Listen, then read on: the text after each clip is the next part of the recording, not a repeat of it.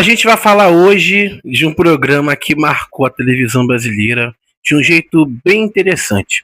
Vou contar tudo hoje sobre o maior brasileiro de todos os tempos. Você lembra desse programa? Um projeto ambicioso do SBT que chegou para tentar eleger a personalidade que mais contribuiu para a história do nosso país. Isso mesmo. O programa foi lançado no dia 11 de julho de 2012 e foi exibido pelo SBT em 12 edições. A apresentação ficou por conta do jornalista Carlos Nascimento, que conduziu todo o processo com seriedade e, claro, profissionalismo. A ideia original desse programa não é brasileira, ela veio da BBC, lá da Inglaterra. O formato todo veio de fora. Então, assim, a emissora já havia feito um programa parecido, né, um programa americano, e o SBT trouxe esse formato para o Brasil e contou com a colaboração direta do canal para poder produzir o formato, a estética, né, teve todo o suporte da BBC americana. O objetivo era claro e direto: eleger aquele que fez mais pela nação, aquele que deixou o legado mais importante para a sociedade brasileira. Não era apenas uma escolha assim de popularidade, mas uma reflexão direta sobre o que realmente aquele cara, aquele brasileiro ali fez, né, de desenvolvimento para o país.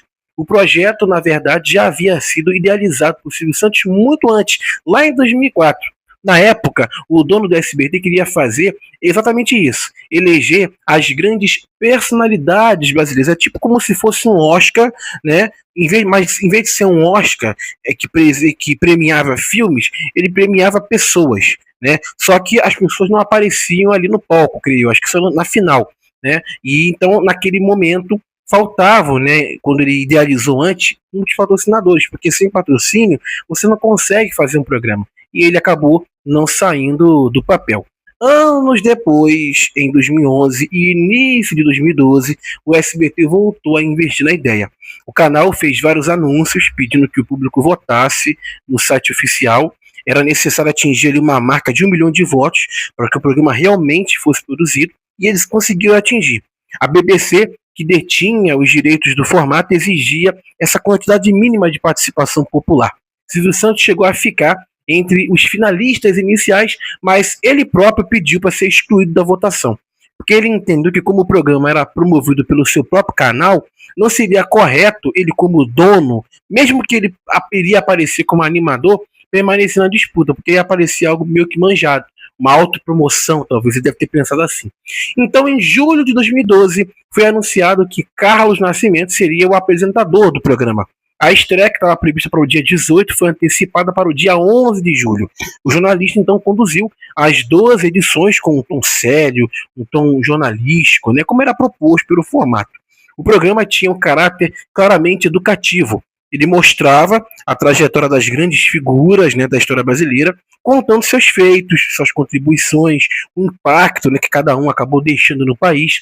Entre os 100 nomes selecionados, 49% eram de pessoas ainda vivas, né, naquele período, naquele tempo. Entre elas estavam ex-presidentes como Fernando Henrique Cardoso e Lula. Já entre os falecidos apareceram nomes pesados, né, como Pelé, Getúlio Vargas, Juscelino Kubitschek, Ayrton Senna e o próprio Chico Xavier. No primeiro episódio, Carlos Nascimento anunciou os 60 primeiros escolhidos em ordem decrescente. Os outros 40 foram revelados na semana seguinte, no dia 18 de julho. O programa seguiu com várias fases de eliminação até chegar à grande final, que foi exibida no dia 3 de outubro daquele ano. E disputaram o pódio ali Chico Xavier, Santos Dumont e a Princesa Isabel. Chico Xavier foi eleito o maior brasileiro de todos os tempos, com expressivos 71,4% dos votos. A vitória do médium foi considerada surpreendente, né, por muitas pessoas, mas demonstrou aí um grande reconhecimento popular que ele tinha, né, entre os brasileiros. Santos Dumont e a Princesa Isabel completaram o pódio, mostrando a diversidade de áreas que o público valorizou, né, ciência, invenção e o processo de abolição da escravidão, né? Então isso foi muito interessante. Depois do sucesso do programa, né, do maior brasileiro de todos os tempos, o SBT chegou a anunciar outros 3 programas do mesmo formato. Seriam a maior música brasileira de todos os tempos e o maior time de futebol brasileiro de todos os tempos. E também a maior invenção de todos os tempos. Só que nenhum desses projetos chegou a ser produzido. O motivo principal foi que nenhum deles conseguiu atingir a meta mínima, né, de 1 milhão de votos que era exigida pela produção. O programa também gerou muita repercussão nas redes sociais, especialmente entre os jovens. Mesmo que a gente não tivesse a internet com tanta força, em 2012 os jovens eles já comentavam nas redes sociais, né? O YouTube ele já era ali, já existia, né? O Twitter também, mas não era, claro, essa grande força que é hoje. Então, o primeiro episódio chegou a ficar em primeiro lugar nos assuntos mais comentados do Twitter. Em termos de audiência, o SBT ficou satisfeito com os números, tá? O primeiro episódio marcou 6,3, tá? No Ibope, em São Paulo, ficando em segundo lugar, atrás apenas da Globo, que fez 23 pontos. Na segunda semana, o programa subiu para 7 pontos, mantendo a segunda posição. Então ficou na vice-liderança. Críticos da imprensa tiveram opiniões divididas. Fernando Oliveira, do blog Na TV, disse que o SBT precisaria de mais recursos para poder empolgar ainda mais o espectador, mas elogiou o caráter educativo do programa. Já Tony Goes, colunista da Folha de São Paulo, da F5, questionou algumas escolhas e a ordem de alguns indicados. Para ele, essas pequenas controvérsias eram exatamente o que dava graça ao programa. Ele acabou gerando polêmicas naturais de qualquer tipo de ranking desse tipo. Muita gente discutiu a presença ou até a ausência de determinados nomes, porque a ordem de alguns candidatos e também principalmente a vitória de Chico Xavier, muita gente acabou não curtindo muito. Para alguns, a escolha do médium foi perfeitamente justa pelo trabalho espiritual e de caridade que ele fez durante décadas. Para outros, figuras como Santos Dumont ou Ayrton Senna deveriam ter ficado em primeiro lugar. O fato é que o programa conseguiu cumprir o seu papel principal, fazer o brasileiro refletir sobre a sua própria história e também, claro, sobre as personalidades que realmente marcaram ali o país. Mesmo com as críticas, o maior brasileiro de todos os tempos ficou marcado como uma das produções mais interessantes feitas pelo SBT naquela década. O formato mostrou que o público, né, assim, brasileiro gosta de participar ativamente de programas que envolvem votação, escolha coletiva. A presença do Carlos Nascimento como apresentador deu mais credibilidade ali ao programa, já que ele é um jornalista respeitado, transmitia seriedade, né, em cada edição. O SBT investiu em uma produção caprichada, teve imagens históricas, depoimentos, uma narração que buscava contar ali a história de cada candidato de forma respeitosa. E eu acho que falta isso hoje em dia na televisão, né? Programas feitos com essa temática, dessa maneira, né? O SBT realmente entre 2010, 2011 e 2012 ele investiu assim bastante na sua programação. Foi uma fase em que o Silvio Santos acho que estava com mais dinheiro, porque esses programas aí como esse e também como outros formatos também, eles eram feitos assim com muita qualidade, né? Se você notar a estrutura do cenário, o formato e tal. Eu só não curti muito a escolha do apresentador, não desmerecendo o Carlos Nascimento, porque assim, se você vê na internet até a abertura do programa, você vai notar que tem auditório, né? Até o estúdio do programa, na minha concepção, não tem nada a ver com a ideia do formato, que é um formato de premiação. Deveria ter ali uma pegada mais de Oscar, alguma coisa nesse sentido. Mas eu acho que o apresentador tinha que ser outro, né? Eu acho que o Carlos Nascimento ele é mais assim de bancada de jornal. Ele não, eu acho que deveriam ter escolhido outro apresentador. Mas o Carlos Nascimento sempre teve muito respeito. O Silvio sempre gostou muito do Carlos Nascimento, né? E sempre foi muito bem quisto pelo Silvio, então acabou-se nessa escolha aí. Mas eu vi que muitas pessoas, né, comentaram muito e comentavam, né, sobre esse formato. Eu vou até pegar aqui na internet, mesmo em 2012, em que a gente não tinha internet com tanta força como tem hoje, o pessoal já falava, o pessoal já comentava. Mas assim, a principal polêmica da época era a respeito das personalidades inesperadas.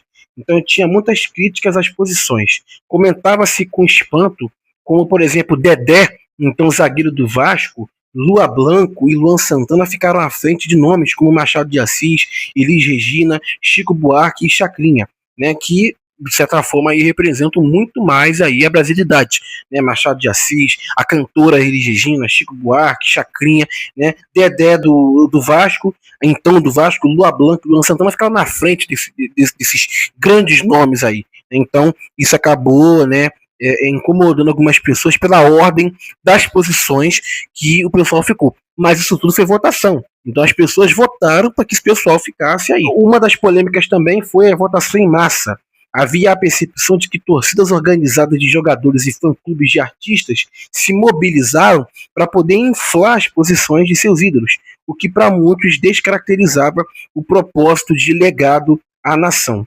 O vencedor, que foi do primeiro programa, né, Chico Xavier, 71,4% dos votos, dividiu opiniões. Muitas opiniões favoráveis, admiradores celebraram, né, a sua vida de caridade, humildade, chamando ele de um homem chamado amor, mas teve muita gente que foi contra essa vitória do Chico Xavier. Muitos diziam que, muitos céticos, né, e críticos religiosos questionavam a sua legitimidade como o maior brasileiro, alguns chamando a escolha de Chico Xavier como o maior brasileiro de todos os tempos como charlatanismo, ou preferindo nomes da ciência, como Carlos Chagas. Teve também muitas críticas ao formato, dizendo que tinha manipulação, né? Também a questão do debate democrático, né? Porque embora a lista fosse considerada bizarra por muitas pessoas, né? Muitos argumentavam que uma lista feita apenas por historiadores seria justa, mas aborrecidíssima, e que a polêmica era o que dava graça ao show. Muitas pessoas têm essa percepção de que quanto mais bizarro é algo, e quanto mais ele ser comentado por ser bizarro, mais é bom para o formato. Então, se, por exemplo, você tem um programa, um formato, que ele é muito criticado pelo público, isso acaba sendo bom. Isso acaba até dando graça e até dando engajamento. Hoje em dia, por exemplo, as pessoas até na página, lá na Bastidores da Mídia no Instagram, quando a gente posta uma informação de um apresentador, um vídeo, né, de um jornalista comentando algo, as pessoas, em vez de reparar e focar na informação, na opinião, ficam reparando no cabelo, na forma que o cara tá vestido, entendeu? Ah, nossa, o cara tá com a calça estranha. O pessoal não tá nem aí pro conteúdo. Então, ou seja, a roupa que a pessoa tá usando, a forma que a pessoa é física, é mais importante, às vezes, que para as pessoas que comentam besteira na internet do que o conteúdo em si. Então, você vê que o debate entre as posições acabaram sendo ali muito mais faladas do que em si o fato do maior brasileiro de todos os tempos. Porque assim, não dá para você agradar a todos. E essas posições, e esses programas também, assim, de negócio de votação, infelizmente, acaba sendo mal visto. Eu só não sei porque o Silvio Santos não fez esse programa, né? Porque o Silvio Santos sempre apresentou vários formatos na casa. Muitas pessoas dizem que, e até aqui a pesquisa, que para evitar conflitos de interesses, o Silvio Santos até proibiu, como eu falei aqui, que o seu nome fosse votado, para evitar que a sua popularidade como dono da casa influenciasse o resultado final. Como ele era um dos fortes candidatos ao título, né, porque o Silvio Santos, né, sempre foi um grande nome, e de fato ele apareceu nas listas, a sua presença como apresentador e até na lista de votações ali como o maior brasileiro, poderia até comprometer um pouco a imparcialidade do programa. E pelas regras do formato americano, qualquer contratado do SBT que estivesse no ar seria automaticamente eliminado da votação para garantir a isenção do concurso. Então, embora ele não tenha apresentado, ele foi responsável por comprar o formato e decidir que Nascimento seria o rosto da atração. Faz todo sentido, né? Para não parecer que foi autopromoção. Mas hoje eu compartilhei com vocês a história completa do maior brasileiro de todos os tempos. Um formato aí que realmente chamou muita atenção e até hoje gera polêmicas nas redes sociais. A gente se vê no próximo vídeo. Siga a gente no Instagram aqui, ó, pode seguir lá. É só você digitar Bastidores da Mídia que já aparece. Tá? Já aparece a gente. Ou você pode colocar assim, ó, Bastidores DMOFC e rapidinho você me acha. Tá certo? Segue a gente, compartilha nossas informações, porque a gente tá crescendo a cada dia e logo logo a gente bate aí um número máximo de seguidores, claro, seguidores orgânicos, nada comprado, nada robótico, tudo real. Tá certo? A gente se vê amanhã, 5 da tarde.